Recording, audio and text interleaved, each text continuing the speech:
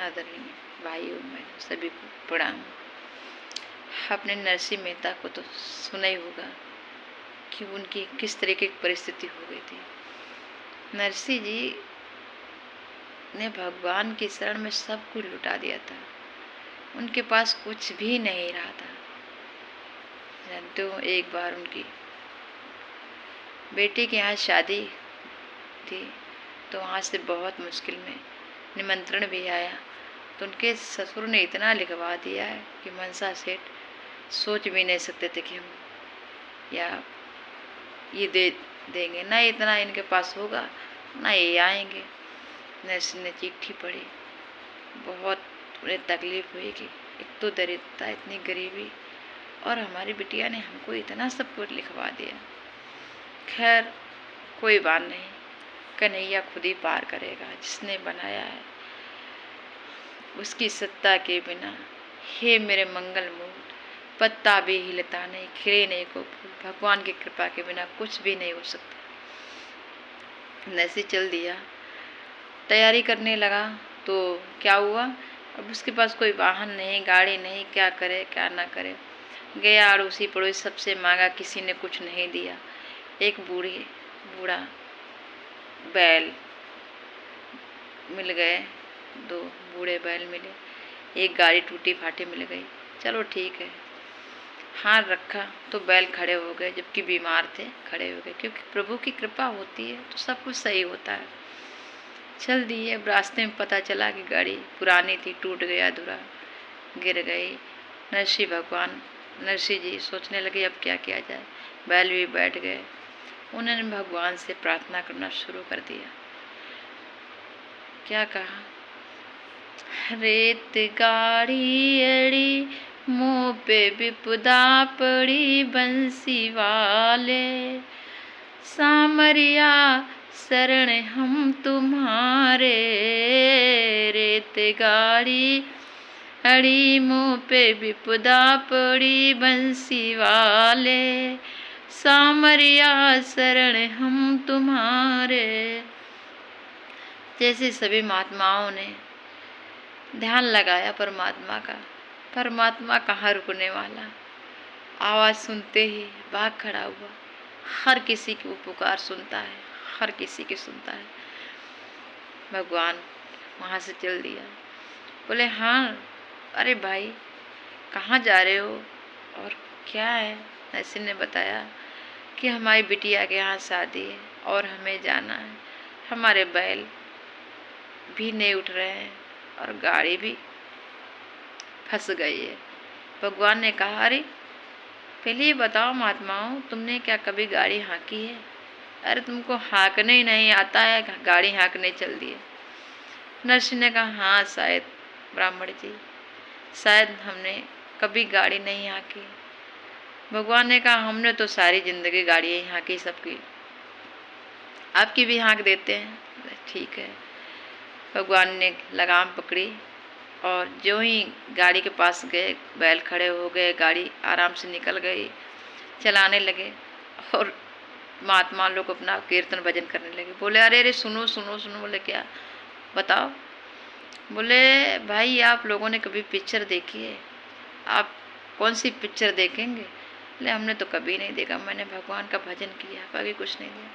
बोले बालकनी की पिक्चर आपको दिखाते हैं? बोले वो कैसी होती? बोले सब लोग आंख बंद करो। सभी महात्माओं ने आंख बंद कर दिया। बोले बालकनी की पिक्चर दिखाएंगे? कैसे हैं भाई? कभी किसी ने, अब भगवान की तो लीला, भगवान को जानते हैं, सिरसागर में आ गए, अब इनको पहुंचाना तो है ही है। सब ने आंख बंद कर दी, भगवान अंतर ध्यान हो गए। देखा क्या? नरसिंह बहुत देर तक आके आँख खोलूं, किसी ने कुछ जवाब नहीं दिया। नरसिंह ने आँख खोली, देखा सिरसागढ़ में। कहे चलो कोई बात नहीं। वहाँ से गए सिरसागढ़ में तो मनसा सेठ को पता लगा कि इनके सब समधी आए हैं और इतने नंगा भिखारी बन करके ये क्या बात पर है। तो सभी लोग बड़ी हंसी उड़ाए, तफड़ी ले। मनसा सेठ के समधी आए, मनसा सेठ।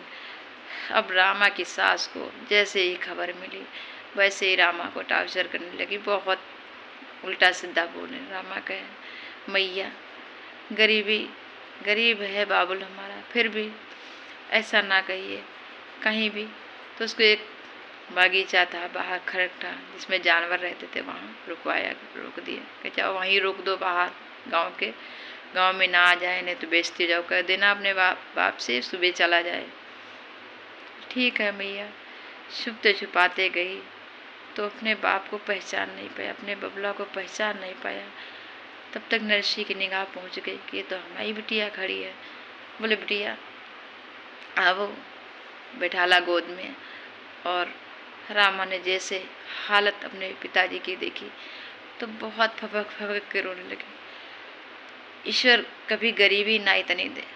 रोने लगी और कहने लगी बाबुल आप अकेले आए हो, दादा ताऊ चाचा क्यों नहीं कोई आया? बोले बेटा कोई नहीं आया, लेकिन तुम कहना बाबुल क्यों आए, क्या बात भरने की जरूरत थी? बोले नहीं बिटिया, तुम्हारा बात तो कन्हैया भरेगा।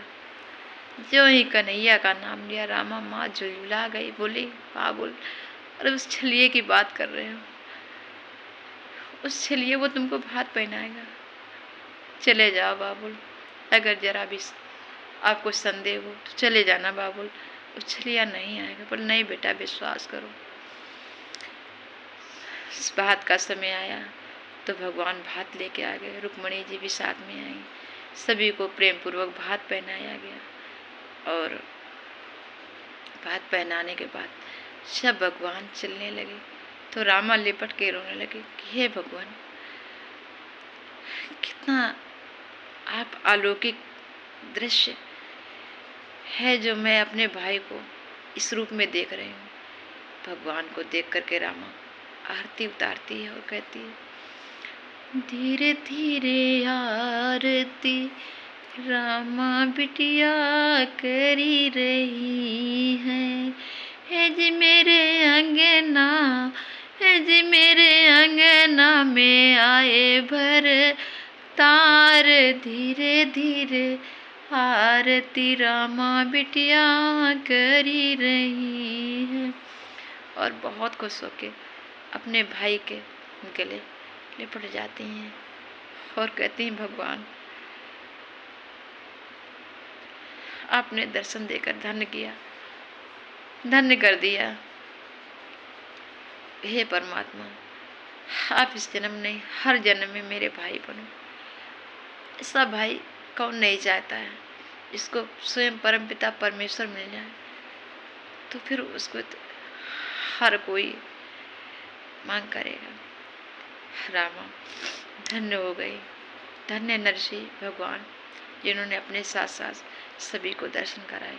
भक्त ऐसा होना चाहिए, भाव से भूखे, भगवान भाव के भूखे हैं, धन दौलत के नहीं। दोस्तों मेरी कहानी अच्छी लगी हो, मैंने बहुत जल्दी शॉर्टकट में सुनाया तो ज़रूर सपोर्ट करना। और मैं तो यही कहती हूँ कि सब लोग श्रद्धा करो, श्रद्धा रखो, श्रद्धा से पूजन भजन करो। भाव में ही भगवान है, हर इंसान में, हर कण में भगवान है, हर जगह।